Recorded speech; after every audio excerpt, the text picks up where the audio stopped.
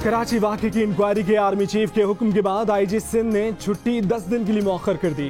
Captain retired Safdar के खिलाफ FIR के वाक़े में पुलिस ऑफिसर को बेइज्जत और हिरासत करने पर IG, 3 additional IG, 25 DIG, 30 SSP और मुतादिद एसएचओज ने 2 माह के लिए छुट्टी पर जाने की दरखास्त दी थी। तर्जुमान सिंध पुलिस के बयान के मुताबिक कराची वाक़े की इंक्वायरी कराने का हुक्म देने पर army chief general Qamar Javed Bajwa के शुक्रगुजार हैं। आर्मी चीफ ने ये यकीन दहानी भी कराई है कि तहकीकात गैर जानिबदाराना होगी ताकि सिंध पुलिस के वक़ार को बहाल किया जा सके। सिंध पुलिस बिलावल भुट्टो जरदारी और वज़ीर आला सिंध की भी मशकूर है, जिन्होंने आईजी सिंध के पास आकर पुलिस की क़यादत से इजहार यकजहती किया।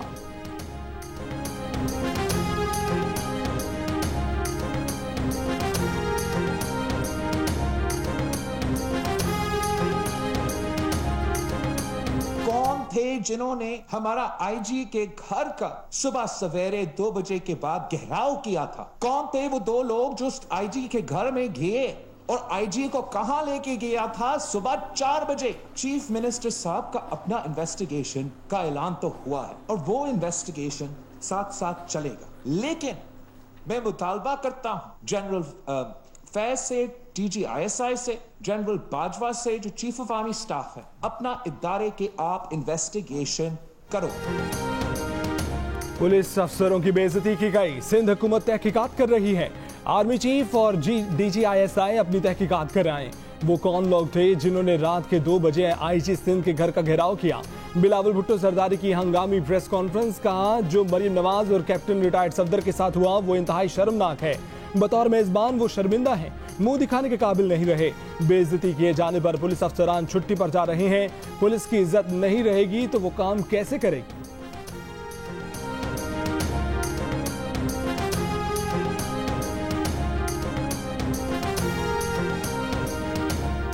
Army chief general Qamar Javed Bajwa ने कराची वाक़े का नोटिस ले लिया।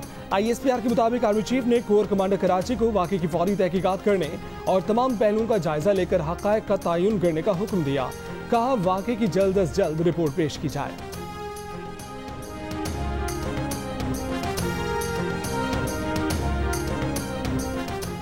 Army chief general Qamar Javed Bajwa का चेयरमैन बिलावल भुट्टो जरदारी को टेलीफोन। तर्जुमान पीपल्स पार्टी के मुताबिक बिलावल से आर्मी चीफ ने कराची वाक़े पर तबादला ख्याल किया। बिलावल ने आर्मी चीफ की जानिब से कराची वाक़े का नोटिस लेने और शफाफ इंक्वायरी कराने के अहकामात को सराहा।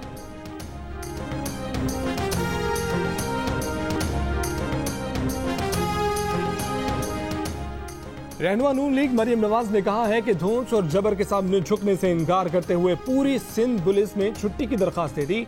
इदारों को तबाह करने का राग अलापने वालों को पता चल गया होगा कि इदारे कैसे तबाह होते हैं और कौन तबाह करता है। शाबाश सिंध पुलिस, हमें आप पर फख्र है।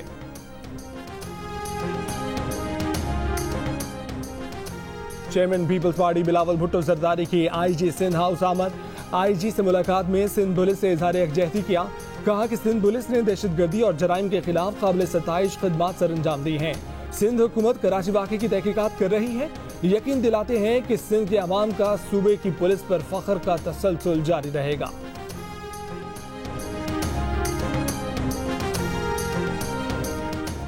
आर्मी चीफ की ज़ेर सदारत 236वीं कोर कमांडर्स कॉन्फ्रेंस मुनक्किद हुई। ISPR के मुताबिक GHQ में मुनक्किदा कोर कमांडर्स कॉन्फ्रेंस में जियो स्ट्रेटेजिक अमूर, इलाकाई और कौमी सिक्योरिटी माहौल पर तबादला ख्याल किया गया। Army chief general Qamar Javed Bajwa का कहना है कि अमन व इस्तेहकाम के लिए भारी कीमत अदा की है। मुल्क को अदम इस्तेहकाम से दोचार करने की किसी भी कोशिश का मौसर जवाब दिया जाएगा।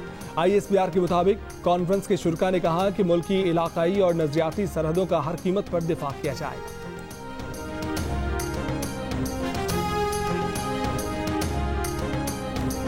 वकास ने कहा 4:30 बजे मैं उधर मौजूद था, अपना फोन नंबर भी दिया। वो फोन नंबर वाकई उसके नाम पे। उसकी जब लोकेशन निकाली है 4:45 से लेके 4:52 तक, ये साहब बकाई मेडिकल यूनिवर्सिटी एंड हॉस्पिटल के टावर के करीब मौजूद है। सुपर हाईवे पे कहता है मैं कायदे आजम की मज़ार पे था। कैप्टन रिटायर्ड सफदर के खिलाफ मुकदमा दर्ज कराने वाले ने अपना मोबाइल नंबर भी दिया कि वो 4:30 बजे मज़ार में था। मोबाइल लोकेशन और वक्त के मुताबिक वो बकाई मेडिकल सेंटर पर था। ये झूठा शख्स है जिसको ये लोग लेकर आए थे। मुद्दई मुकदमा एक मफरूद मुलजिम है जिस पर केस भी है। ये तमाम सबूत कोर्ट में जमा कराए जाएंगे। वज़ीर आला सिंध की प्रेस कॉन्फ्रेंस, मुराद अली शाह का मामले की इंक्वायरी का ऐलान। कहा कि 3 से 5 वज़रा पर मुश्तमिल कमेटी बना रहे हैं। कमेटी तमाम लोगों को तफ्तीश के लिए बुलाएगी।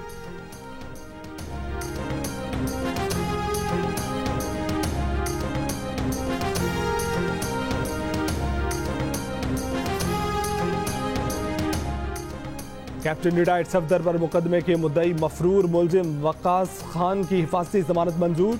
सिंध हाई कोर्ट की मुलजिम को 10 दिन में मुतल्लिका अदालत से रुजू करने की हिदायत। मुलजिम वक्कास खान पर इल्जाम है कि उसने 25 अगस्त 2019 को गुलशन मेमार में पुलिस पर हमला किया था। मुकदमे में मुलजिम पर पुलिस मोबाइल को नुकसान पहुंचाने और पुलिस पर पथराव के इल्जाम हैं।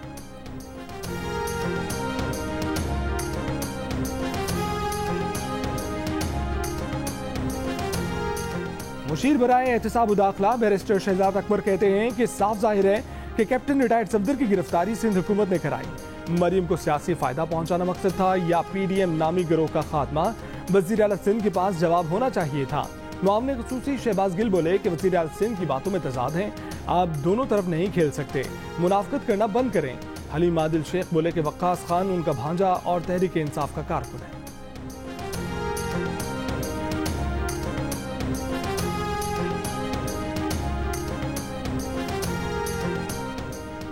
नवाज शरीफ के दामाद कैप्टन रिटायर्ड मोहम्मद सफदर का हर साल 18 अक्टूबर को मादर मिल्लत मोहतरमा फातिमा जिन्ना के मज़ार पर नारे लगाने का ऐलान।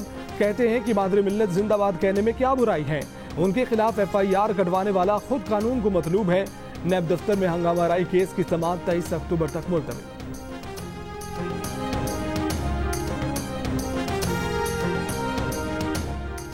विफाकी काबीना के इजलास में एक बार फिर गर्मा गर्मी। चीनी महंगी होने पर नदीम अफजल चंद के शहजाद अकबर से चीनी इंक्वायरी से मुतल्लिक कई सवाल पूछा कि शहजाद अकबर साहब अच्छी इंक्वायरी की, चीनी सस्ती होने की बजाय महंगी हो गई।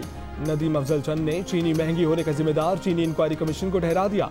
कहा कि शहजाद अकबर चीनी माफिया के खिलाफ इंक्वायरी के नाम पर धोखा देते रहे। अगर इंक्वायरी के बाद चीनी सस्ती नहीं होनी थी तो फिर लोगों को टारगेट करने की क्या जरूरत थी।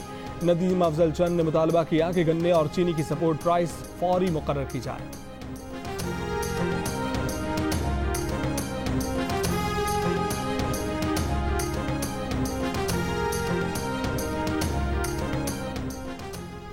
मनी लॉन्ड्रिंग केस में शहबाज शरीफ की मजीद जिस्मानी रिमांड की नैब की इस्तदा मुस्तरद। अदालत का शहबाज शरीफ को जुडिशियल रिमांड पर जेल भेजने का हुक्म। कोर्ट लखपत जेल मुंतकिल।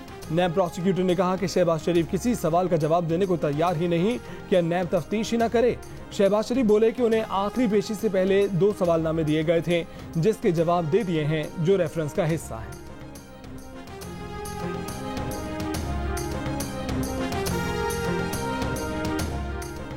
वजीर आजम इमरान खान से वजीर आला पंजाब उस्मान बुज़दार की ऐवान वजीर आला में मुलाकात। वजीर आला पंजाब की सूबे के इंतजामी और सियासी अमूर पर वजीर आजम को ब्रीफिंग। वजीर आला ने अवामी रिलीफ के इक़दामात और पंजाब में सस्ते सहूलत बाजारों के क़याम के हवाले से भी ब्रीफ किया। वजीर आजम ने हिदायत की कि अवामी रिलीफ पर तवज्जो मरकूज की जाए, मसनूई महंगाई का हर सूरत खात्मा करना है।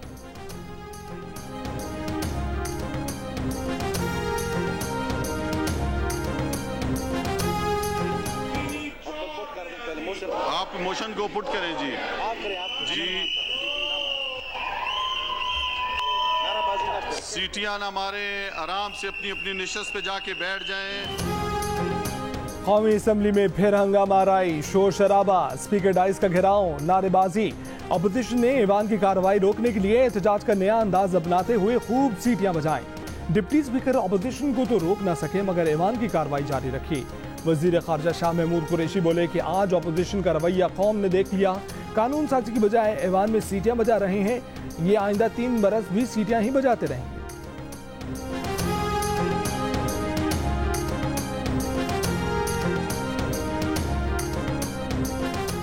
सिंध और बलोचिस्तान के साहिली जजायर से मुतल्लिक ऑर्डिनेंस पर अपोजिशन का सेनेट से वॉकआउट। पीपल्स पार्टी अरकान के आइलैंड ऑर्डिनेंस नामंजूर के नारे। सेनेटर रज़ा रबानी ने कहा कि विफाक सिंध और बलोचिस्तान की जजीरों पर कब्जा करने की कोशिश कर रहा है। ये जजीरे विफाक के नहीं, सिंध और बलोचिस्तान की मलकियत हैं। ऑर्डिनेंस में सियाहत की बात करके सरमायादार दोस्तों के बैनुल अक़वामी साथियों को लाकर जजायर पर हाउसिंग सोसाइटी बनाने का मंसूबा है।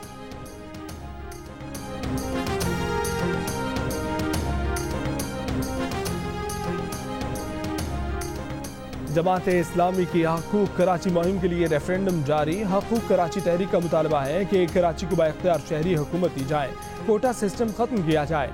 नौजवानों को सरकारी मुलाजमत दी जाए। कराची में मर्दमशुमारी दोबारा कराई जाए। KLT को कौमी तहवील में लेकर 15 साल का फॉरेंसिक ऑडिट कराया जाए। कराची को बैनुल-अक़वामी तर्ज का ट्रांसपोर्ट का निज़ाम, तालीम, सेहत, पानी, सीवरेज, स्पोर्ट्स और सॉलिड वेस्ट मैनेजमेंट का मरबूत निज़ाम फराहम किया जाए।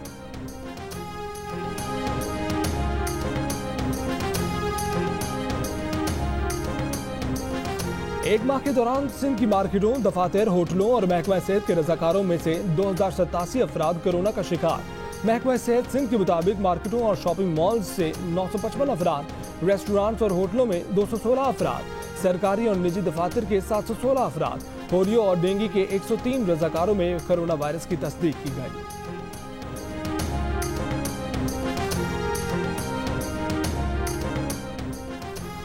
कोरोना SOPs को नजरअंदाज करके गलती के मुर्तकिब हो रहे हैं। वफाकी वजीर असद उमर ने खबरदार कर दिया, कहा कि मौजूदा रास्ता तब्दील नहीं किया तो जिंदगी और मौज से महरूम हो जाएंगे।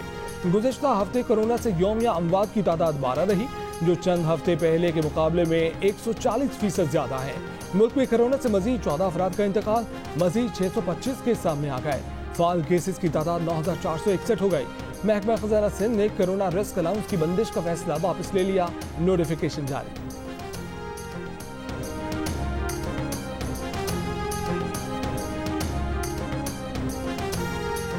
मोदी सरकार का इजहार राय की आज़ादी पर एक और वार। मकबूजा कश्मीर के मशहूर और पुराने अखबार कश्मीर टाइम्स का दफ्तर किसी वजह के बगैर सील कर दिया गया। अखबार के मालिक अनवर राधा भासन का कहना है कि मकबूजा कश्मीर में मीडिया पर पाबंदियों के खिलाफ आवाज़ उठाने पर इंतकामी कार्रवाई का निशाना बनाया गया है। आलमी तंजीम रिपोर्टर्स विदाउट बॉर्डर्स ने अपने रद्द-ए-अमल में कहा है कि मकबूजा वादी में सहाफत पर इस नए हमले से खौफजदा है। सदर आरिफ अलवी और वजीर आज़म इमरान खान से हिज़्ब इस्लामी अफगानिस्तान के सरबराह गुलबदीन हिकमतयार की मुलाकात। वजीर आज़म का अफगान अमन अमल की कामयाबी के लिए नेक ख्वाहिशात का इजहार। कहा कि खित्ते में अमन इस्तेहकाम के हवाले से पाकिस्तान के मफादात वाबस्ता हैं। बैनुल अफ़गान मुज़ाकरात तारीखी मौका है। सदर अलवी ने कहा कि उम्मीद है कि अफगान जमातें वसीउल बुनियाद और जामे तस्वीर के हसूल के लिए काम करेंगी। गुलबदीन हिकमतयार ने अफगान अमन अमल में सहूलतकारी में पाकिस्तान के मुस्बत किरदार को सराहा।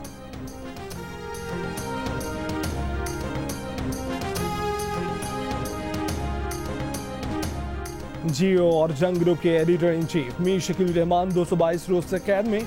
मीर शकील रहमान की गिरफ्तारी। रोजनामा जंग, डी न्यूज और जियो TV बंद करने की कोशिशों के खिलाफ मुख्तलिफ शहरों में एहतजाज का सिलसिला जारी।